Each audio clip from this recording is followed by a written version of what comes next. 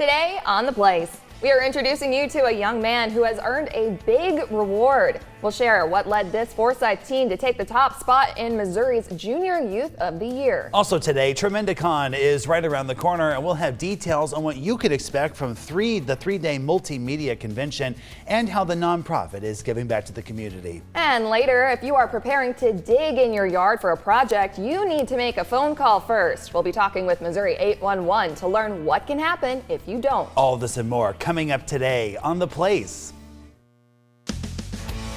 I feel when I'm right here. Friends and family make it home. The place to be.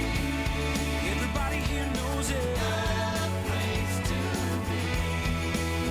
It's home to me and you. Yeah, the place to be. Hey everyone, happy Friday. Welcome to The Place. My name is Alyssa Kelly. And I'm Michael Gibson. Thank you so much for joining us today. Alyssa, it is Friday, which means people are going into the weekend. It means they're turning their radios up. What were some particular, and it makes me think, we all have a soundtrack to our life. What were maybe some of those songs that you really enjoyed listening to when you were growing up? Disclaimer, we may or may not have had a little jam sesh before the show started. And so someone I was putting on lip gloss and someone mentioned Lip Gloss by Lil Mama. And so I played the song and I was jamming to myself waiting for Michael to come on set. And then I was like, all right, let's do G-Slide. Mama. And it was fun. It's a good time. That's a great song. It's funny how music can bring you back. Not that I was listening to those songs on a regular basis, but it makes you think of, for me, it was, I love Coldplay. I got to go to a Coldplay concert when I was in college. And so whenever I hear that music, it reminds me of those happy times. It's a good time. You get the right song, get the right jam. Yeah. Your road trip just got 10 times better. Pumps you up, makes you excited. In our first story today, we're going to talk about a Forsyth teen that has earned a big honor, being named the Junior Youth of the Year for the entire state of Missouri within the Boys and Girls Club organization. His name is Josiah Elliott, a 13-year-old who says he's going to be president one day. And Katie Brousseau introduces us to this outstanding young man. Building bright futures starts here. I like that I get to make new friends here. At Boys and Girls Club of the Ozarks. There's a lot more opportunities and everybody cares about me here. 13-year-old Josiah Elliott feels that firsthand. I think I'd still be a good kid, but not nearly as much as, I am now. And I wouldn't have people there because when I first started coming to club, I was dealing with a lot of things. And club kind of helped me direct those emotions and things. His experiences and growth have turned into leadership, a way to encourage his peers. The main thing is no matter what you've gone through, you can accomplish anything, because I went through a really hard situation and I thought this is going to affect the whole course of my life, and I'm not going to do this, and I'm just going to be another bad person because people have treated me bad. And then I came to the club and they helped me. So don't give up just because you've gone through something. It's that attitude that has earned Josiah a top honor. It's a big deal for the Boys and Girls Club organization. Josiah has been named the Junior Youth of the Year, coming out as the top competitor among students from across the state of Missouri. I had to go through some competition. I'll give it to the competitors. The competition included a portfolio of schoolwork, an essay, an interview, and a speech, which at the state level, Josiah gave to quite the crowd. My mom says, well, aren't you scared when there's that many people watching? I'm not. The more people, the better, because it gives me a challenge, and I'm like, ooh, you want to bring all these people here? I'm going to show you how good of a speaker I really am. But those who know Josiah know it wasn't only his confidence and impeccable public speaking skills that landed him at the top. Yes, he's really authentic. He's not at all. And he will tell you how he feels about something. He will express himself, and I think the evaluators saw that. He has grown a lot over the years, and they see how the club experience especially has helped. So he talks about his mom God, and the club. Those three things are the three things that have helped him become who he is today. Josiah is the Forsyth location's first State Youth of the Year recipient. But Unit Director Ramona Blair says Josiah is far from the only student changed by this organization. Because this is an opportunity for children to learn, grow, and develop in all kinds of positive ways, because we have a wide variety of programs. They can come, they can learn, they can be safe, and just have fun. It's just a necessity for a community, so parents don't have to worry about where their children are and what their children are doing. And Josiah is proof of what that positive impact can do, both now I want to be President of the United States. and in the future. And when he says that he's going to be president someday, I don't have my doubts. Josiah he's a top-notch young man.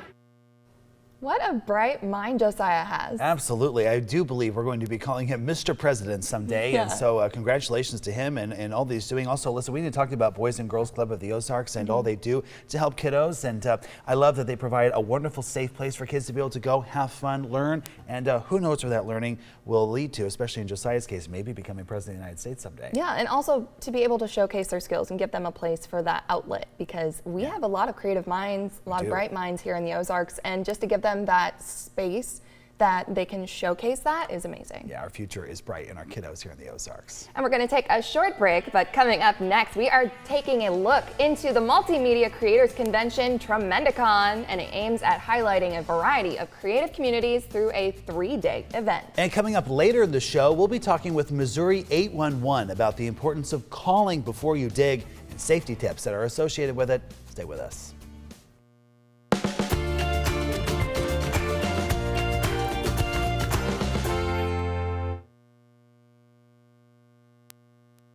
$1,000 fine. Oh my goodness. So Michael's gonna go to Disney next week, so what I wanted to do is take the ad-libs from National Pretzel Day, take the full minute ad-lib from that, and then take 30 seconds from the Woodpecker Doorbell and create a minute 30 Disney ad-lib at the end of the show. Thank you. Disney World. Love Disney. Yes. Got room in your suitcase?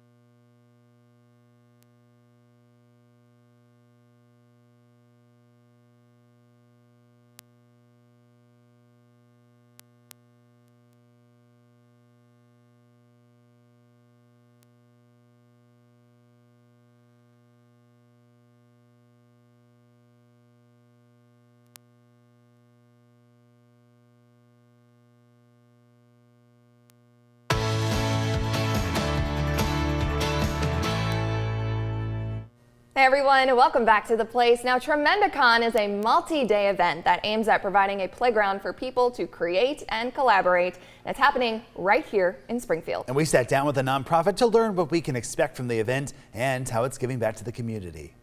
Folks, it's an exciting event coming right here to the 417, and it's one that you're not going to want to miss because not only is it a blast, but it also benefits a great cause. We're talking, of course, about Tremendicon, and we're here with some friends that are organizing the event. Gentlemen, thank you so much for being here today. Thanks for having us. So maybe for some folks that are tuning in that are wondering what Tremendicon is, what would you say that it is? Well, it's a regular convention, but we have a focus on creators It lasts 3 days, and we are a non-for-profit, so everything that we get, 80% of it goes to Ozarks Food Harvest, 20% we put back into the creators community through our contests. So, but we use our guests to put content into the convention to allow for some education, inspiration, collaboration with attendees, and we've had a lot of success with that. We've had some people that have actually kind of found their way into a new hobby, and some that are even launching their careers. So when you walk into this event space, what are people going to see? Well, they're going to see registration. No, we have a large vendors room, and then we also have it's at the Oasis Convention Center. So there, you're kind of familiar with the setup, but we have a large vendors room where a lot of our guests are set up, and then we have a club hall, and then we have 3 very large meeting rooms that we use for content, and then in the hotel itself we also have a couple of rooms, and all of our track content goes on in those rooms. Our tracks are writers, artists, game design, cosplay, makers. Wow. We have a lot going on, and the great thing about track content is that you can take what your interest is and just kind of focus on that with what you go to through the entire convention. So I've been to so many conventions over my career. The difference with Tremendicon is it is geared towards education, teaching people how to do the things they love, how to write, how to create cosplay, how to be improve your art skills, and it's an exciting show for me for that reason. And it's the reason when David called me and asked if I want to be involved is why I said yes. I've been writing professionally for 15 years. Amazing. And I've said this before, and it's not hyperbole. I absolutely believe it.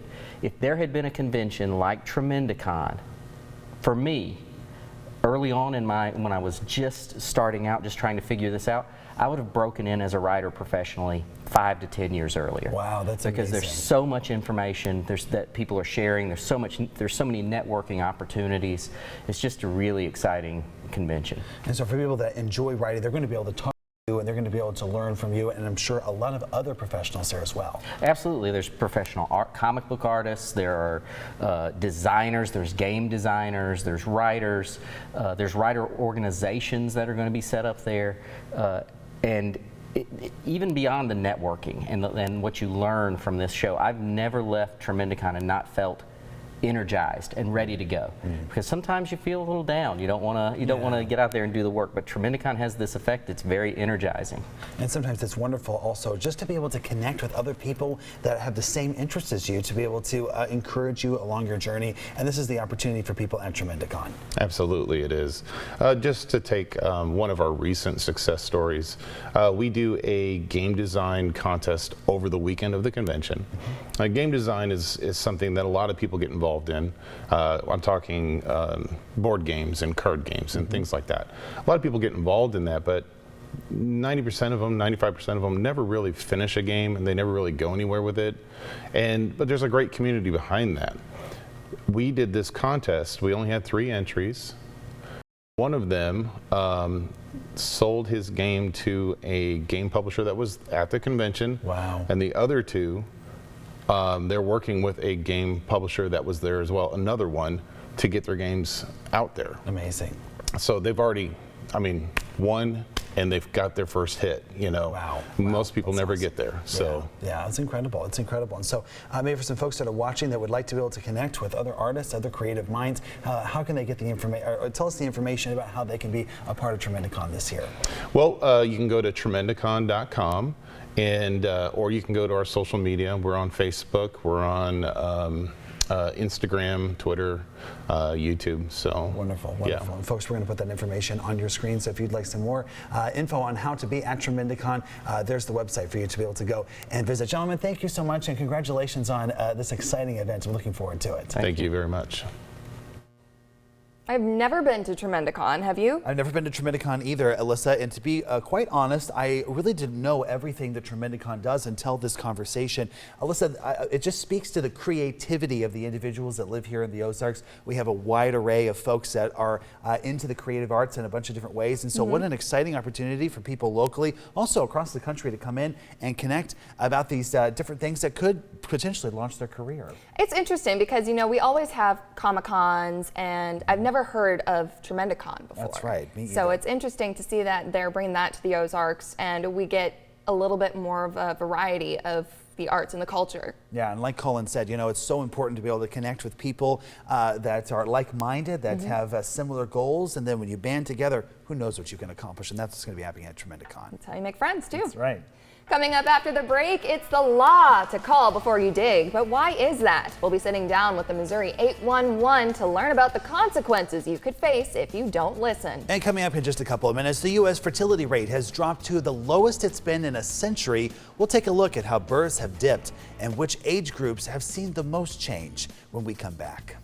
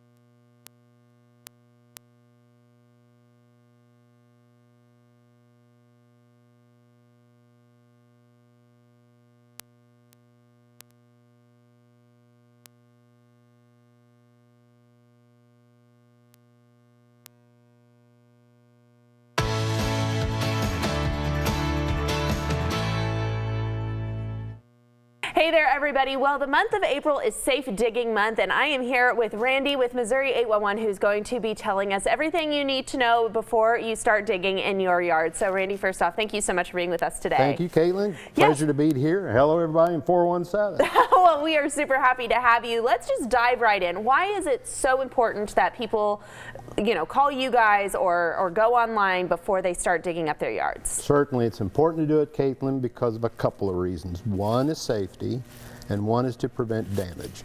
I could also go down the track that it's the law to do it, but there's a lot of underground utilities, and some of it can be harmful and some of it can be very expensive to repair. So if you're going to excavate, whether you're planting a tree in your yard, putting in a new mailbox, or expanding a highway, whatever you're doing as your work, you need to be safe. You need to know where the underground utilities are before you start excavating. Okay, so what exactly is Missouri 811? Missouri 811 is the notification center that is authorized by the Underground Damage Prevention Act, which was established in 1985. We were formerly known as Missouri One Call. We're popularly known as Dig Right, even though technically that was never a formal name. So.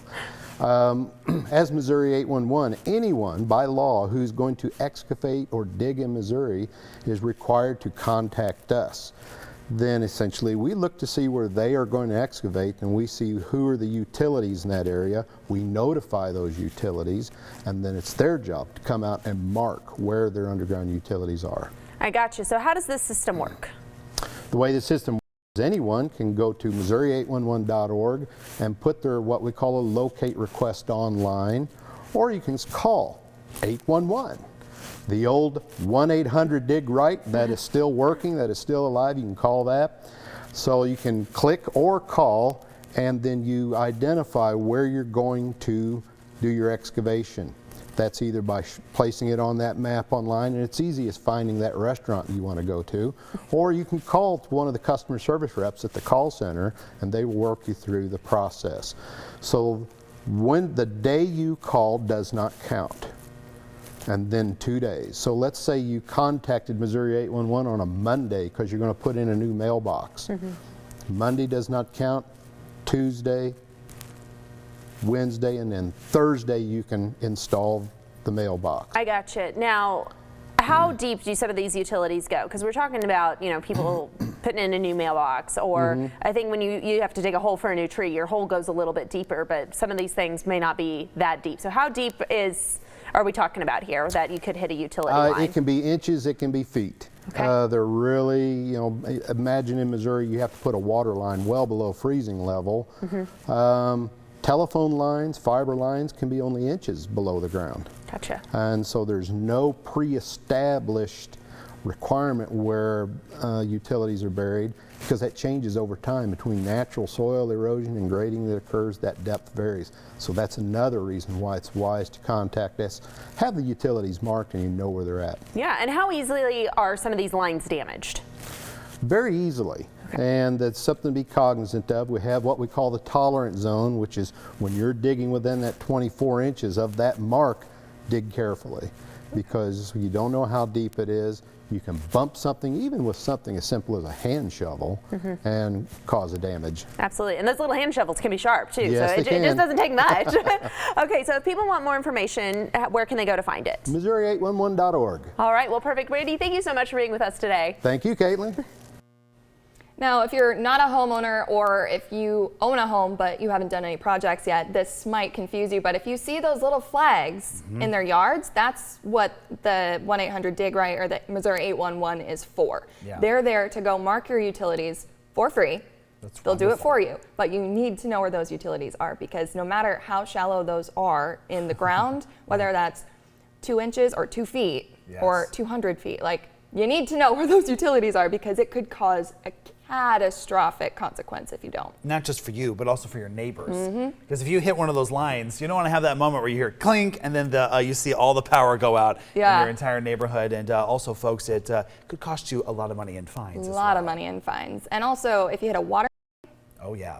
ooh, You don't want to do that. that's not good. Very expensive damage for sure. So be sure to call 811. And coming up after the break, arthritis is a common problem that people deal with, and we'll be chatting with the experts at Cherry Health Center to learn the treatment options they have for your pain. And a little later in the show, we'll take a look at how freelance jobs have grown in popularity in the U.S. and the reasons why people are trending toward being their own boss.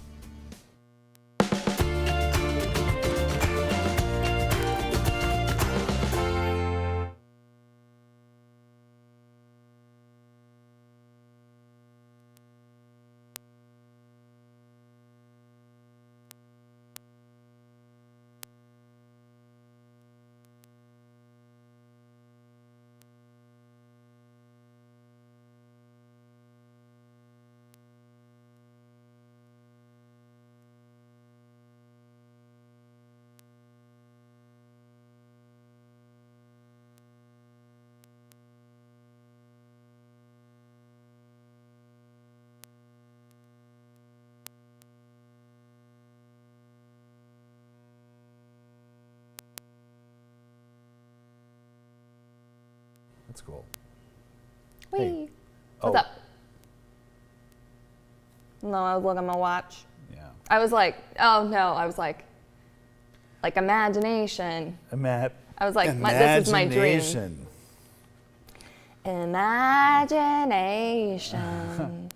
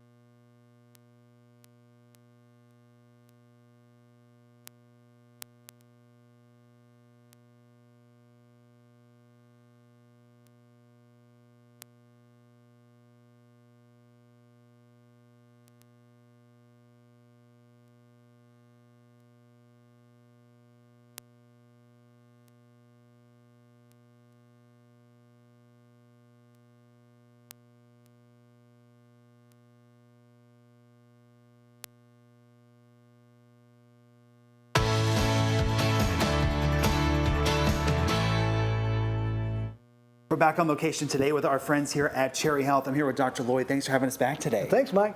So, in your profession, what is the #1 ailment that you see come through your door every single day? Well, in this practice, by far, it's going to be osteoarthritis. And osteoarthritis, you add cancer, diabetes, heart disease all together, and they don't even come close to the disability of what osteoarthritis does. So most of us will have osteoarthritis throughout our lifetimes from all the injuries and the things that we have. And think of osteoarthritis kind of like rust on a hinge. I always tell patients it's kind of like the analogy of this, my screen door on the milk barn.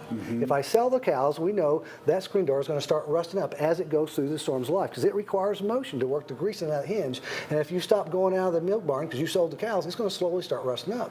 Well, your joints do the same thing. They have to have motion to get the nutrition in and the waste products out. But if you have injury and ligaments damage, ligaments attach a bone to bone across the joint, and when they heal with scar tissue, and they don't stretch, and that limits that motion, the movement of the milk barn. So that disc is going to slowly start deteriorating. From the time you have injury, it takes about 10 years before osteoarthritis actually shows up. So most of the things we treat are over 10 years old.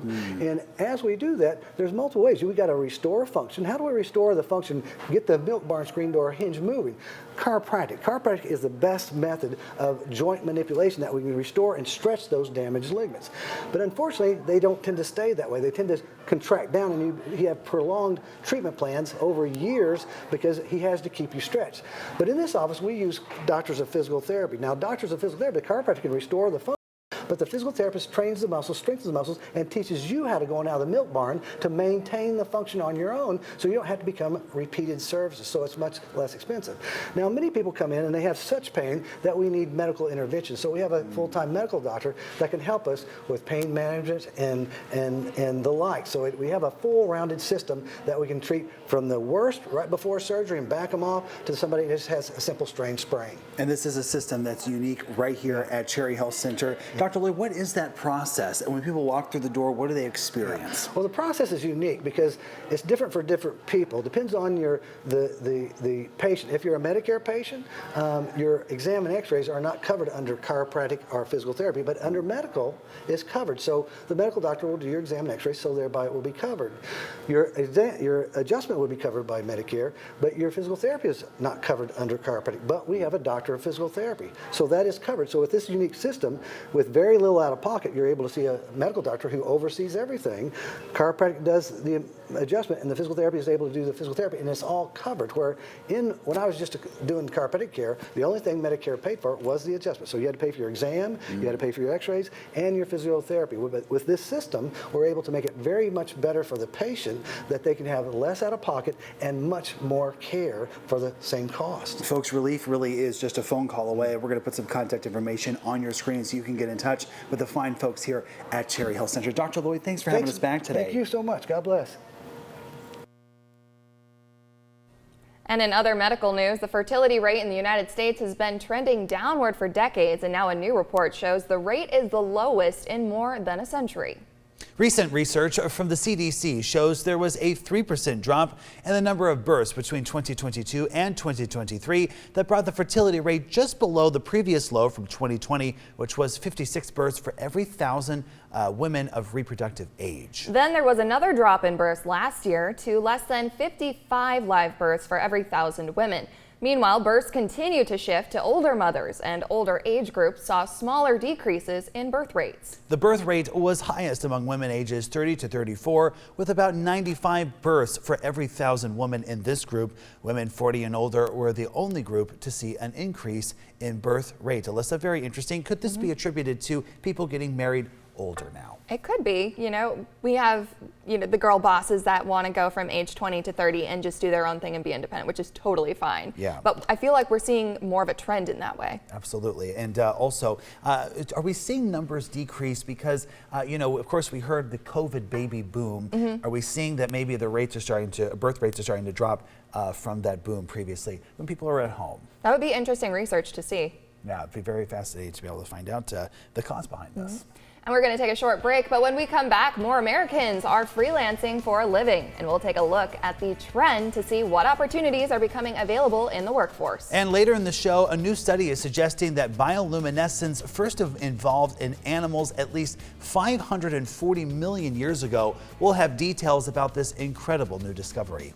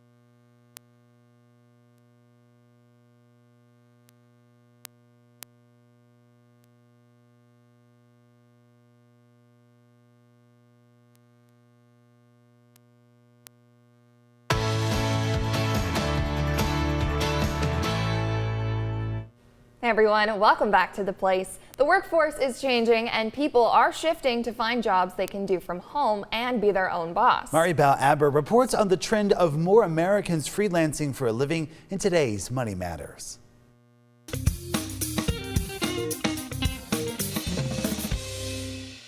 More Americans are freelancing for a living. The shift comes as workers remain hungry for flexibility and work from home opportunities. In fact, freelancing in the U.S.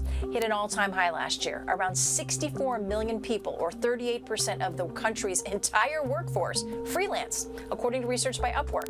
As for pay, the number of independent workers earning at least $100,000 a year grew 53% between 2021 and the end of last year. That's according to business services firm MBO Partners. Freelancer.com identified the top 5 self-employment opportunities paying at least $100 an hour that can be done from home. Creative writing and graphic design are high on the list. Each can command around $140 an hour. And transcription work for industries like legal, healthcare, and corporate can bring in $200 an hour. And e-commerce development brings in even more, $250 an hour on average, as does computer programming. While coding and programming have long been a popular freelance service, demand for contractors in that field has exploded in recent months, says Freelancer.com. To find out where the jobs are and list your own services, consider creating a profile on websites like Upwork, Freelancer.com, Fiverr, or TaskRabbit. Check out the full article at CNBC.com. Wow, lots of really good information there. And I am personally, with my other friends, I'm seeing a lot of trends like that where they're building their own businesses and they're getting away from the corporate world. They are. They're also very successful at what they're doing. They're taking their skill and they're figuring out a way not just to work for one company, but work for a lot of different companies. And it's been very lucrative in a lot of these situations. Realty is one of those industries where I'm seeing a lot of them create their own businesses. That's right. Realtors, we've seen a realtor boom recently, and it's amazing how many people are really finding a new career path that maybe they never imagined before the pandemic. Now they're in this place where they're making more money than ever before, and they're really being successful. It's fun to be able to watch that, folks. It's interesting to see, and I'm excited to see, where that goes from here. That's right. Coming up after the break, NASA has teamed up with the phone corporation Nokia to install a cellular network on the moon. Find out what this could mean for technology advances in the coming years. And so to come in the show, we'll have a sneak peek at a new documentary that highlights the life of famed Muppet creator Jim Henson. We'll be right back.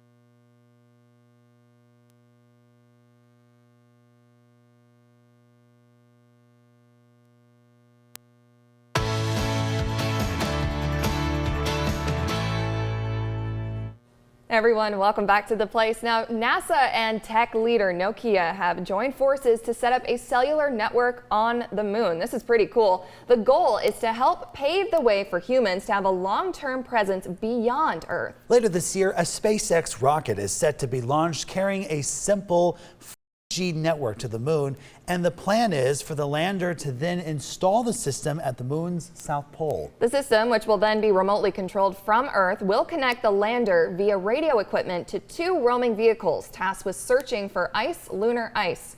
Lunar ice could be used to create breathable oxygen and even fuel for future missions. Images of the ice would be transmitted back to the lander and then Earth in near real time through the cellular network, making a world's first. This kind of cellular connectivity would be key for NASA's Artemis program, which aims to return astronauts to the moon within the decade. Now, this is really cool for Nokia because I remember when I was younger and my mom had her cell phone, it was a pink Nokia. It was about yay tall. It had an antenna. And it was, all I used it for was to play Snake. Yeah, they had those fun little games on there. And of course, that was the beginning of texting too. You yes. know, when you have to press the button 3 times or 2 times yeah, to get T9. to yeah, T9, that's right. But you know, this reminds me of the AT&T commercial, Can You Hear Me Now? Remember that, Alyssa? Yes. When people would be all, I'm pretty sure that somebody was on the moon saying, can you hear me now? Yeah. Well, it turns out now they can. This is interesting to see Nokia go from that little pink phone that I had to going to do this big project with NASA. It's really incredible. Yeah, it's going to be fun to see what kind of phone calls people place and also the reception that we're going to get here on Earth with those phone calls to the moon. And speaking of really cool things, a new study is shedding light on when the first animal was able to emit their own light, and it's nearly 300 million years earlier than we thought. And no, it's not fireflies. Yeah, the earliest dated origin of bioluminescence in animals was thought to have appeared in small marine crustaceans called ostracods about 267 million years ago. But a team of researchers studied the evolutionary history of octocorals, which are one of the oldest groups of animals known to be bioluminescent. They include soft corals, sea fans, and sea pens. Now, researchers created an evolutionary tree by using genetic data from 185 species of octocorals. Then they used 2 fossils of known ages to figure out when octocoral lineages split and adapted their luminous ability. As a result, the study authors believe the common ancestor of all octocorals were likely bioluminescent about 540 million years ago. Now, the study was led by scientists at the Smithsonian's National Museum of Natural History and was published in the journal Proceedings of the Royal Society B. Alyssa, you know, I don't know if you've ever seen this in real life. I did some of my schooling in Santa Barbara, California, and there was a certain time in the fall when the waves would crash onto the shore, onto the seashore at night, and it would be glowing blue because of those bioluminescent creatures. I've always wanted to see this. It's been on my bucket list for so long, and even in the movie Moana. Yeah, that's right. The crab is covered with bioluminescent algae. That crab, that also incidentally has a wonderful voice. But it's true, Alyssa, and you know, it's very fun to be able to see that, and it also makes you think, am I in the Avatar movie right now? Maybe. Very interesting. Coming up after the break, we'll have the latest in entertainment news, including a look at how Taylor Swift's new music becomes the first album to reach 1 billion streams in a single week on Spotify. And a little later, when your bell rings, the last thing you would expect to find ringing is a woodpecker. We'll take a look at how one homeowner found just that. The Place will be right back.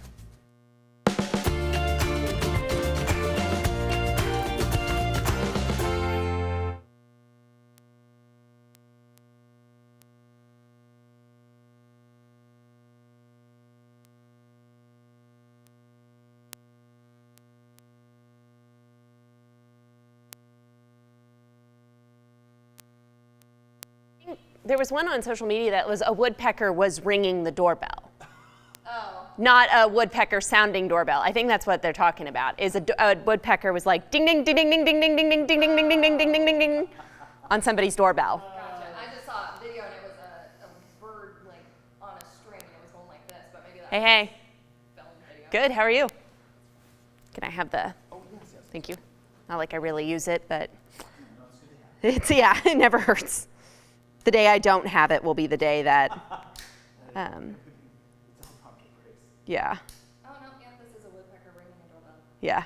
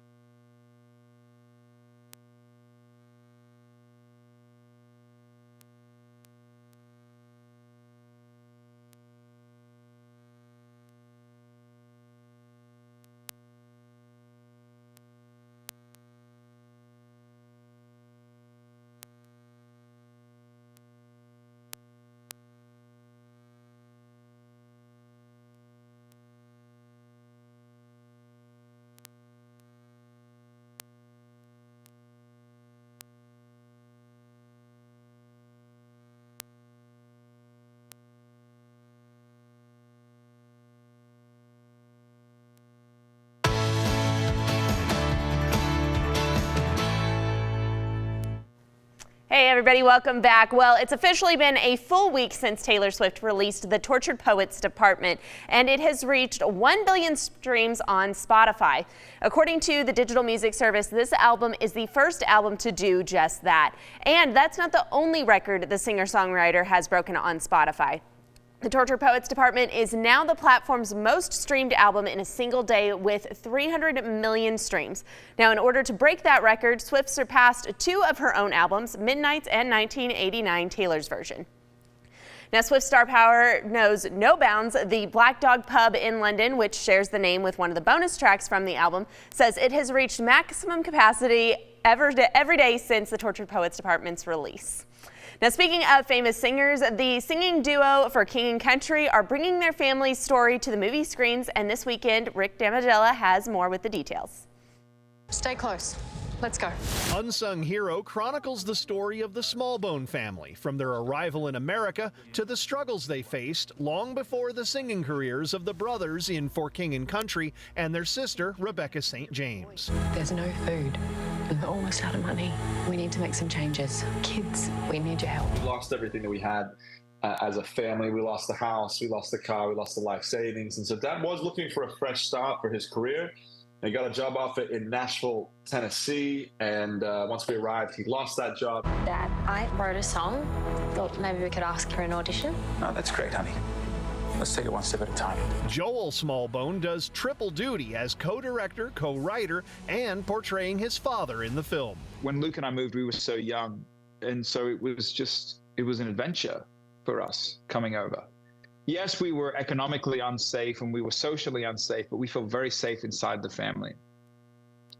Now, to flip that on its head and to write this story and then literally drop into his shoes, or more specifically, put his jacket on, because that jacket I wore in the film was literally his jacket from 30 years ago.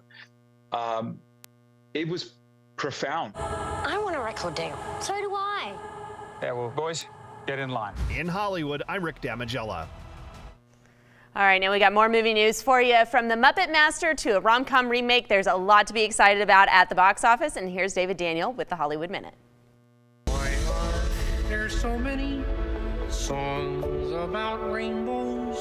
And what's on the other side? From a very early age, he had the feeling that he was here for a purpose. The creator of some of the world's most beloved and iconic characters is profiled in Jim Henson, Idea Man. The documentary, directed by Ron Howard, premieres May 31st on Disney+.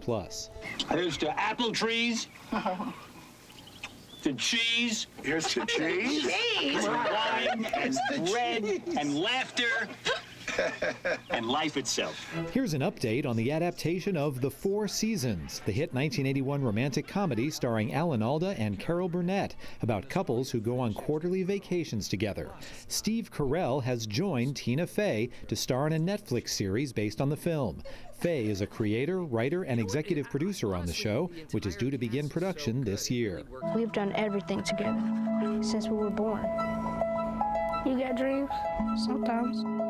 Whoever had a dream that felt so real you thought you was awake? Two best friends are living in Chicago's Cabrini Green housing project in the early 90s in We Grown Now.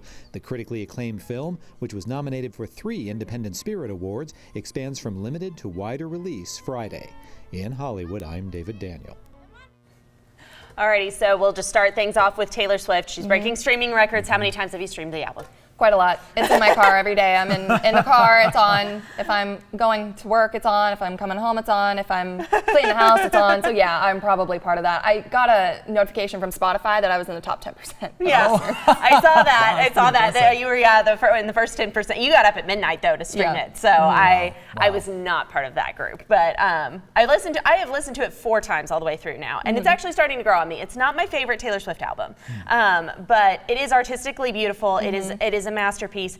It's just so sad. My favorite is the melodies that Yes. come out of it, the song, the lyricism, the music that comes from it. It's all just gorgeous. It is gorgeous. It is, but I just can't spend a lot of time being sad. It's not good for me. I know. It's leaving people feeling an emotional wreck. You know, I feel like it's a cleanup on the tortured poets department because, you know, you got to pick yourselves up. I don't want to cry on my bathroom floor. I want to shake it off in my room. You know? There you go. Yeah, and then we've got some cool movies coming out. I'm looking forward to the one about Jim Henson. I'm a big fan of documentaries and biographies, so I think it'll be really fun to look at in his life and how he has made a big difference in the TV industry for sure. I'm really looking forward to For King and Country. Oh, it's going to be a great film. That's going to be a good one too. That's amazing. I mean, that kind of puts into perspective their song God Only Knows. And then you listen to those lyrics and then you look at their story and you're like, wow, that's deep. I know, very deep. I remember getting the opportunity to meet them. They had just come out and they weren't really very popular yet, but they were on a show. And I remember being back there and they said, we'd like to introduce you to this new band called For King and Country. And I was like, oh, and they were so nice. And then I remember they brought the house down. I mean, they were drumming and they were jumping off of things and also singing while they're doing it. I was like, how do you have the lung capacity to be able to do that? It was amazing. It is incredible to see. You know, you meet people and you don't know if they're going to become big or not or huge. You know, you meet meet like a local artist. Yes. And they're small at that point. But Taylor Swift was also a small local artist. And just see how much they've grown. It's incredible. It's amazing stories every single time, and so a lot to be looking forward to in Hollywood. Thanks, Caitlin. We are going to take a short break, but coming up next, it's National Pretzel Day, and we are taking a look at the history behind the popular snack item, and we'll find out which state it is to thank for the tasty treat. Also, a video of a woodpecker ringing a doorbell, look at it go, goes viral, but did he ever get in? We'll take a look at the most interesting visitors folks have found at their doorstep when we come back.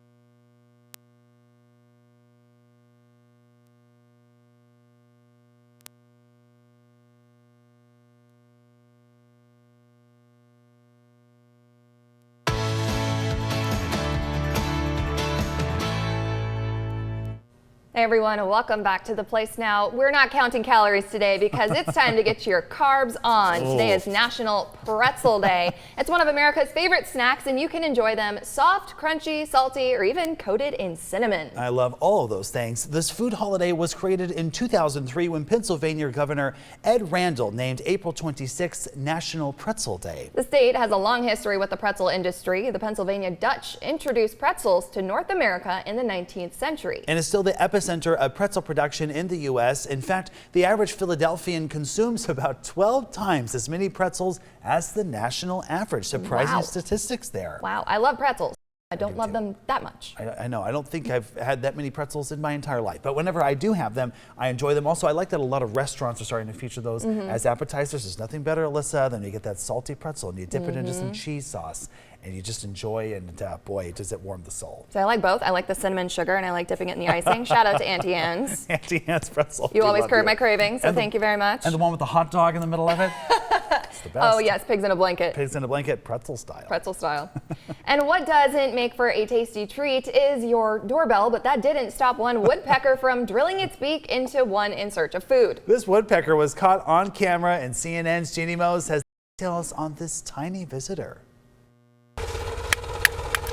We don't mean to knock the do-it-yourself woodpecker door knocker, or even Woody Woodpecker himself using a finger to ring the bell. Hi, neighbor. But both pale next to the real thing making the doorbell ding. As far as we can tell, no one ever answered the door. The last woodpecker story I did featured a woman in North Carolina ringing a doorbell to get help, removing a woodpecker tangled in her hair.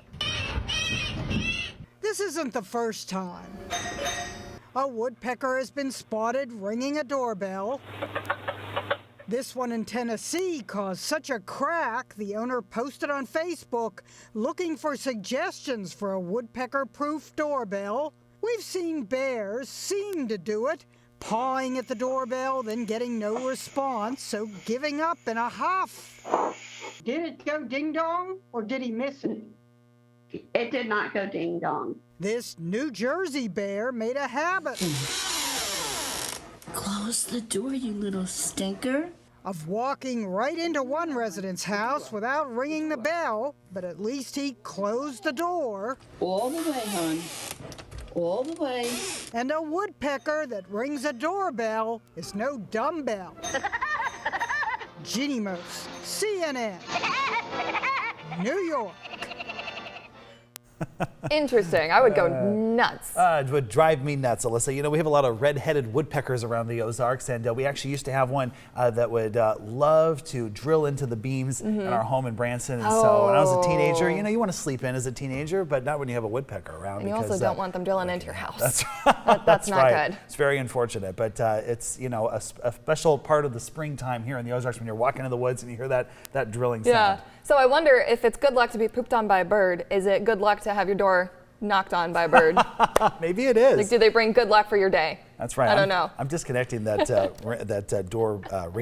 doorbell because that would be very annoying. Oh, that's great. Well, what I want to talk about next is Michael is going on a fun little magical trip next week. That's so right. He's not going to be with us for an entire week, but you're going to have so much more fun than we are here. I'm looking forward to it, Alyssa. I am going to Walt Disney World in Orlando, Florida, which is, of course, one of my favorite things. I've talked about that many times here on the show. Alyssa, I have not been in several years, and so I'm looking forward to the opportunity to be able to go back, ride some of these new rides. One of the ones I'm really looking forward to is the new Tron ride that's going to be happening. Ooh. Also, Guardians of the Galaxy. I'm really looking forward to being able to ride in that as well. That will be really cool. I haven't been to Disney World since 2011. So many things have changed, and I really want to go back. So do you have any room in your suitcase? I can Mike, fit. Alyssa, hey, I think we can make that happen. You're I always can turn welcome. myself into a contortionist immediately.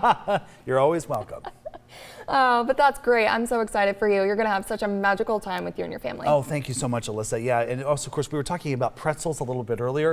One of my favorite snacks to be able to get around Disney World are those Mickey Mouse pretzel heads, which are some of my favorites. And then, of course, also the Mickey Mouse ice cream sandwich, of course, is also one of my favorites. They have some amazing food. Yeah, it's the best. It's the best. So I might come back a little heavier, Alyssa, but it's going to be a great time. It will be worth it. And that is it for today. Coming up Monday on The Place, scams are everywhere online, but there are often warning signs, and it's an untrustworthy transaction. We'll be sitting down with the Better Business Bureau to learn tips on what we should look out for to keep us financially safe. So be sure to join us Monday at 3 p.m. right here on The Place. Have a wonderful rest of your day.